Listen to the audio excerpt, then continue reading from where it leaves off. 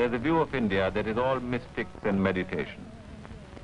But if a man reaches the heart of his own religion, said Gandhi, he has reached the heart of the others too.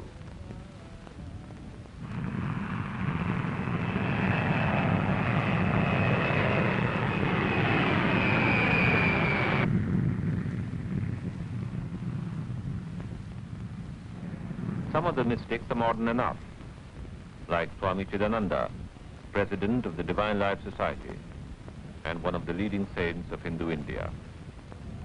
At Palam Airport in Delhi, I met him on his way from Rishikesh to Calcutta to begin his tour of Divine Life Society centers all over the country. He offered his prayers and blessings, indifferent to the din of a modern airport, the gentle words of compassion often drowned in the roar of jet engines.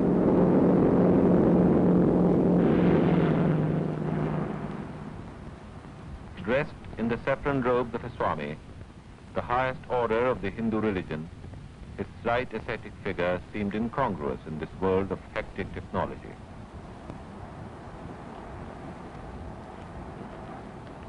Swami Chidananda is now a public figure as well as a saint, and he accepts the demands of his public presence in the same way that he accepts his spiritual calling. There's much in his appearance and manner to remind one of Mahatma Gandhi.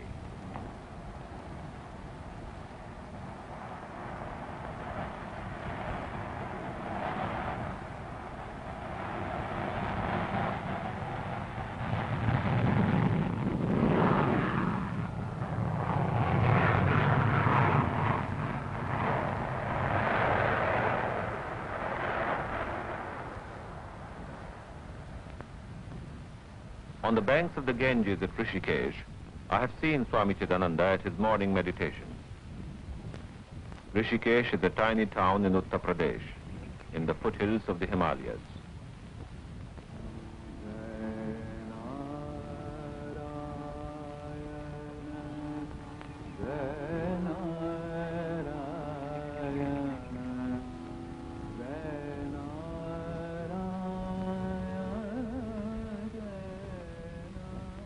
Sunrise ends the hour of meditation.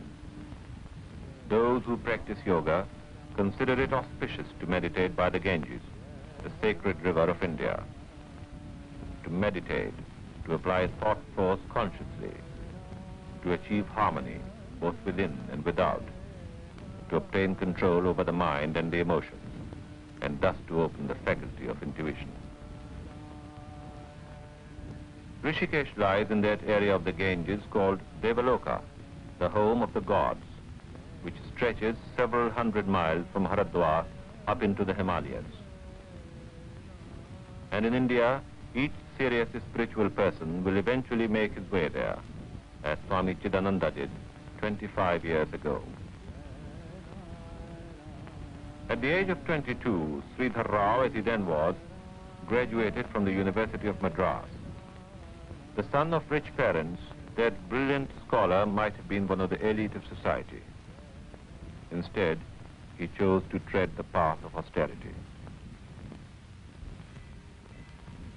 The center of Swami Chidananda's community, although he would say it is only a physical home, is the ashram at Rishikesh, distinguished by the twin towers of a temple and a shrine to the founder of the Divine Life Society, Swami Shivananda.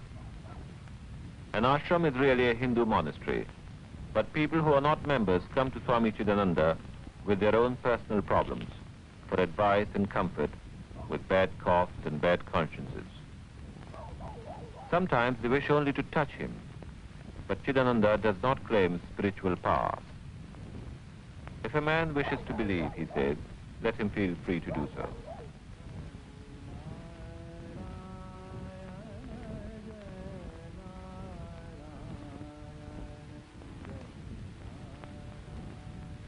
The real meaning of an ashram is a place to live, the place of one's guru, one's own spiritual teacher.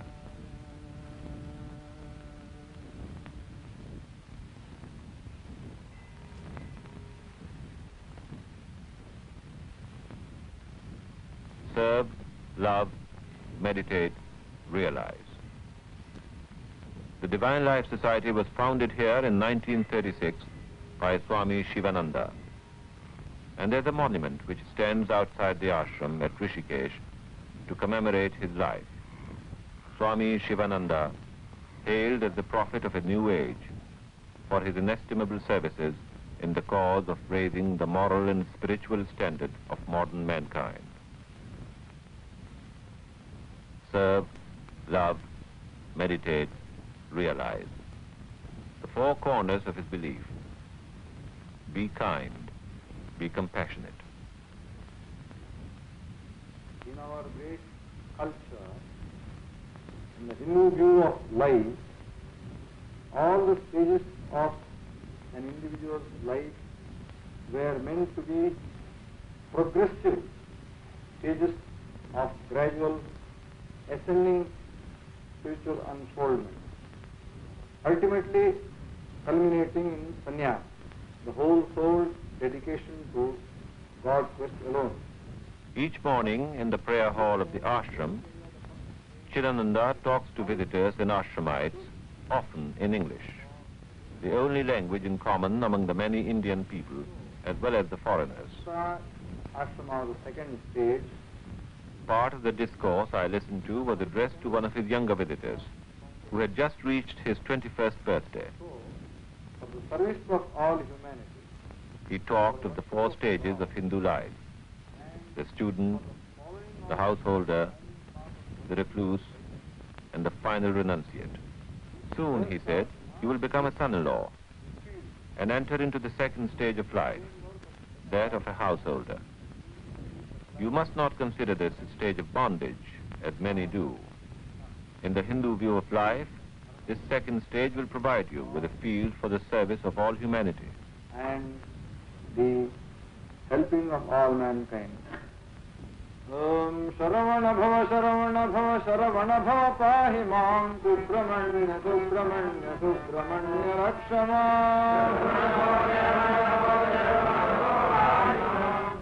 An ashram is a place to which people will come to devote their time to spiritual pursuits, each according to what he or she finds most beneficial.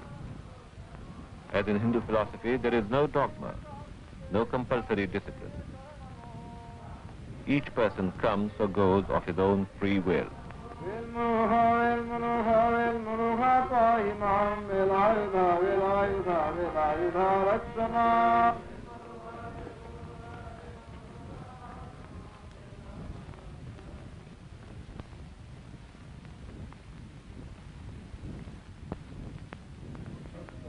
At the end of each session, the Swami receives arati, the sacred flame, all-consuming, all-transforming. And each disciple, in turn, pays his homage.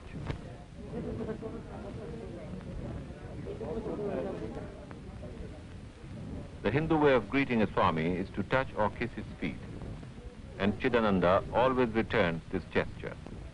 Who am I, he has said, that people should prostrate before me? Disciples and devotees, high society and the lowly, they all come. There are no distinctions for this unusual man. I took my turn with the rest and paid my homage. I, a Muslim. In India, I never had to distinguish between Muslim and Hindu. And in the mind of Swami Chidananda, there are no words like distinction and partition.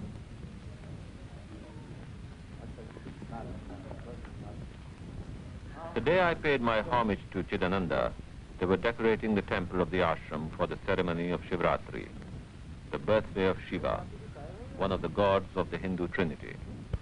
Brahma, Vishnu, Shiva, the creator, the preserver, the destroyer, or rather the recreator.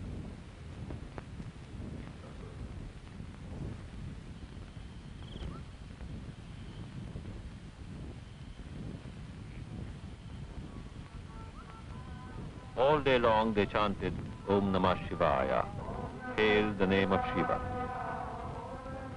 In the evening, the worshippers gathered on the veranda in front of the temple to continue the chant. and to take part in one of the 4 complete ceremonies or pujas, which would go on until sunrise.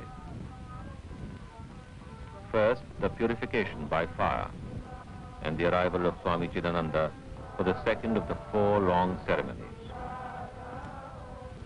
The point of a puja is that God is considered to be an honored guest who is present in the object of worship. This time, the god is Shiva.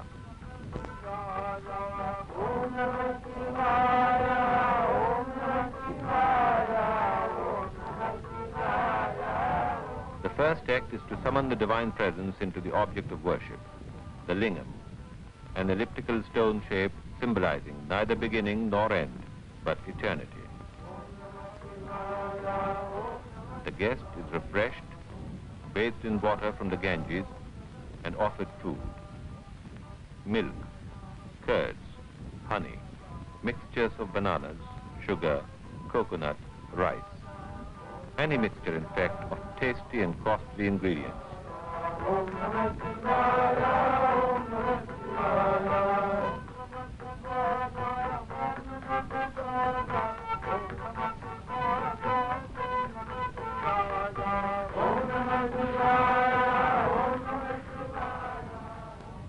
The food is then drained off into pots and committed to the Ganges, and the grease is washed away by water,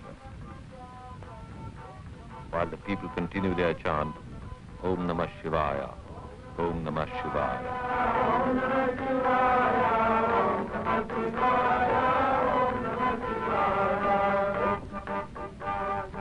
The lingam is decorated with sandalwood paste and kumkum, a red powder to protect against evil, the same powder that Hindu people will smear across their foreheads or chests.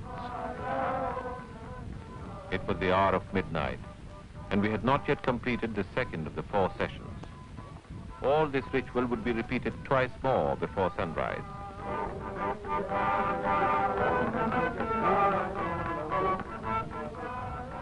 Finally, the lingam is garlanded with bay leaves, and the dressing reaches its climax, symbolizing God in all his glory. For me, this was a ritual of faith far removed from my own, which detests worship of idols. But I had never had the need to question the practices of Hindus, neither as a child nor as a grown man returning now to Rishikesh. These practices made up the faith of a man I too had come to recognize as a saint who had reached the heart of his own religion, and by so doing, as Gandhi said, had reached the heart of the others too.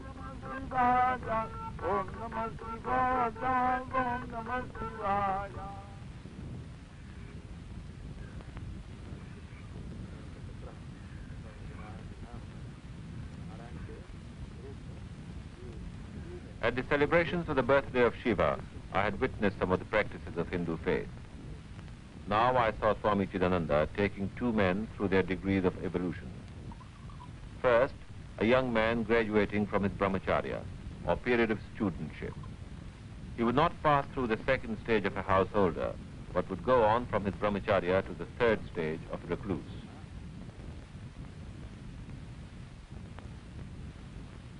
He made his declaration of intent and received the yellow cloth which marks the halfway stage to the saffron, marking the final stage of renunciation, that of a Swami. Beside the effigy of his own guru, his spiritual teacher, Chidananda himself performed this ceremony. He is now guru to them all.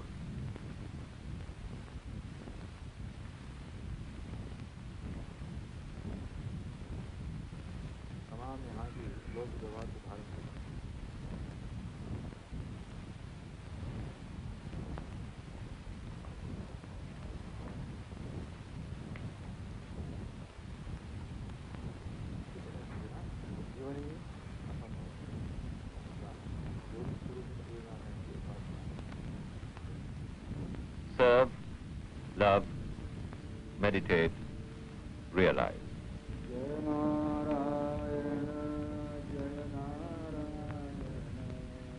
Then another man who had reached the final stage of becoming a fully fledged Swami. All his hair was shaved off. He can then decide to grow it again or not, But if not, he must be shaved clean each month.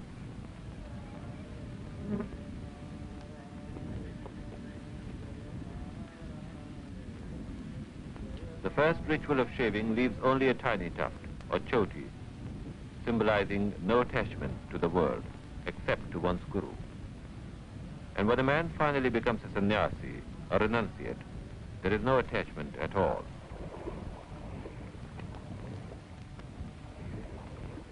By the banks of the Ganges at Rishikesh, I watched the final ceremony of this young man's renunciation, the symbolic cutting off of the choti performed by Swami Chidananda himself. It was a significant moment for Chidananda too, for it was here in 1949, nearly 20 years ago, that his own guru, Swami Chidananda, the leader and founder of the Divine Life Society, had performed this ceremony on him. 3 times immersed in Ganga Maya, Mother Ganges, before receiving his saffron robe and touching the feet of Chidananda.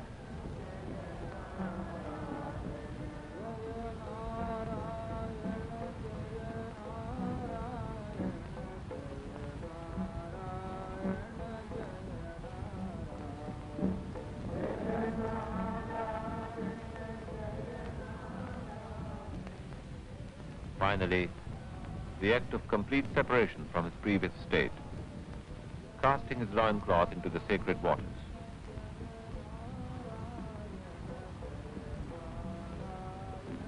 By the waters of the Ganges at Rishikesh, the place of religion in the area of Devaloka, the home of gods, another young man had attained to the highest order of Hinduism, one who aspires to achieve complete control of his senses. This must be one of the most solemn practices in Hindu ritual.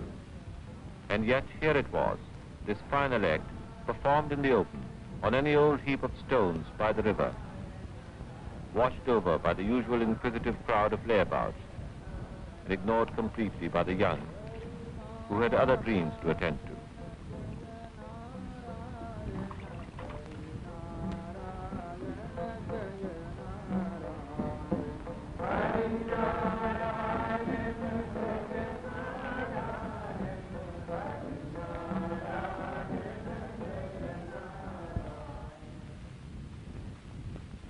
Chidananda's quarters at the ashram are small and simple. Like all the rooms here, his too is sparsely furnished. Within these few square feet, he lives and controls the Divine Life Society. A regular visitor is the barber. With characteristic humility, Swami Chidananda returns the greeting.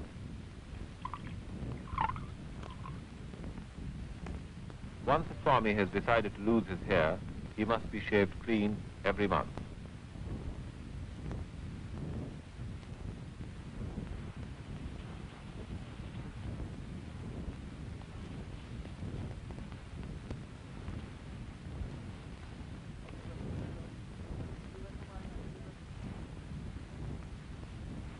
It seemed incredible to me that this simple room should be the powerhouse of an organization with branches not only in India, but also in the major countries of the West. And that this austere, unassuming man was the dynamo. Here he writes, dictates letters, receives visitors, listens to their problems, and proffers advice, both worldly and spiritual. Here too he sleeps, eats, performs his yogic exercises, and prays.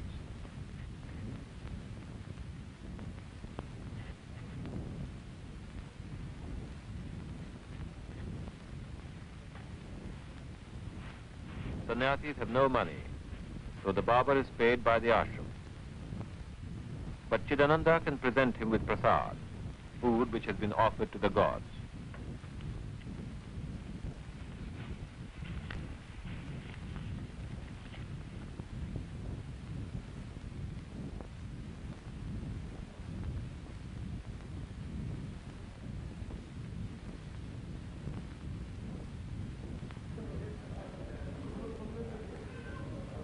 The walls of the ashram have many mottos, exhorting the inmates to keep the tenets of the Divine Life Society.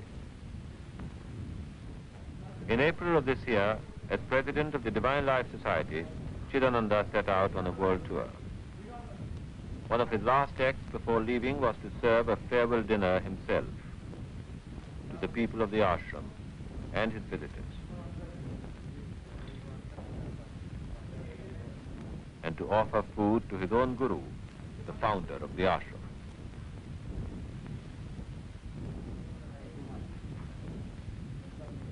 Chidananda ate with knife and fork, a practice normally looked down upon by traditionalists. It is a measure of the indifference of this very modern man to beliefs he considers irrelevant.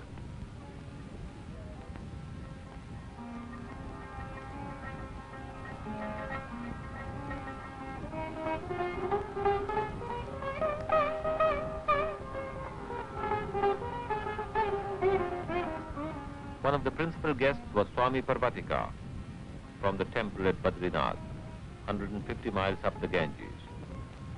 In the winter, his ashram is snowbound, and he comes down river to warmer parts.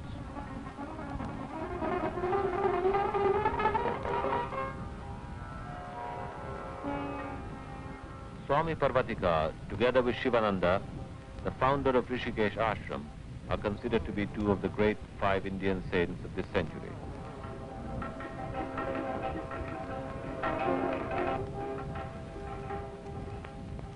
Parvatika would be classed among the leading musicians of India too, in the same rank as Ravi Shankar. At Rishikesh, I listened to him playing the rag Bhairavi on an instrument of his own design, a combination of sitar and zither.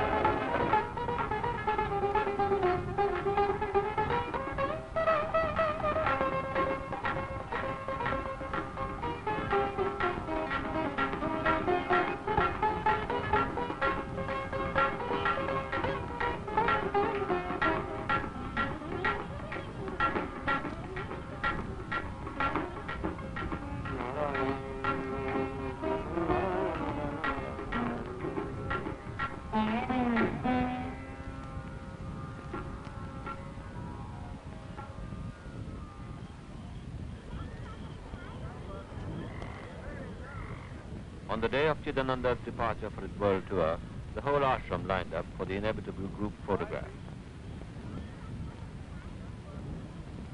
Photographs are hardly unusual in India, but there was something incongruous in this performance too, which took me back to Delhi airport. Perhaps it's just that even in India, you look upon saints as people from another age. It's still not easy to associate them with things like cameras and jet aircraft.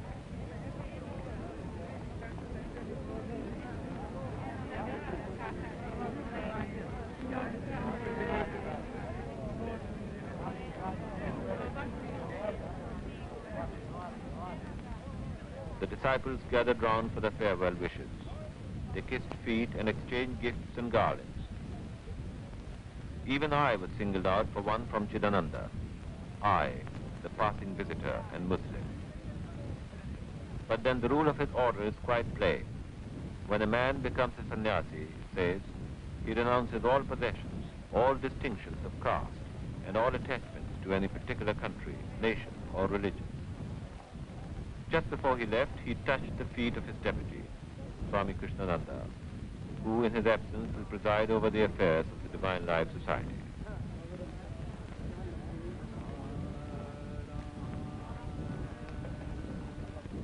So the saint and public figure left Rishikesh, the place of religion, for his world tour. But not as a missionary. There is no place for the arrogant evangelical in Hindu thought. A man convinces or converts himself.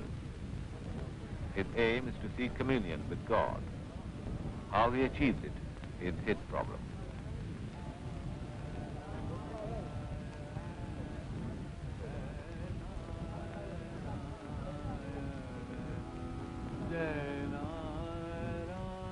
Serve, love, meditate, realize. The teachings of the Divine Life Society and of Swami Chidananda. But even in India, there is not always approval for men of this gentle thought, for men who strive to reach the heart of their own religion, and by so doing, as Gandhi said, reach the heart of the others too.